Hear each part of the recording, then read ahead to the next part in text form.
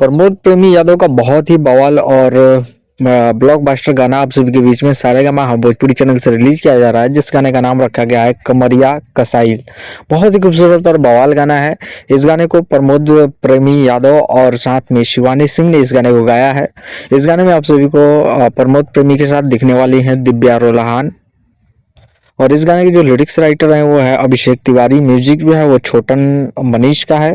और इस गाने को आप सभी के बीच में सारेगामा भोजपुरी चैनल से कल सुबह 7 बजे रिलीज किया जा रहा है। बहुत ही फैंटास्टिक और गुड गाना है, तो अब इस गाना को जरूर सुनिएगा और ढेर सारा प्यार दीजिएगा। तब तक के लिए इतना ही, मिलते हैं किसी और नए अपडेट साथ, तब तक के लिए बाय, जय हिंद, जय भोजपुरी।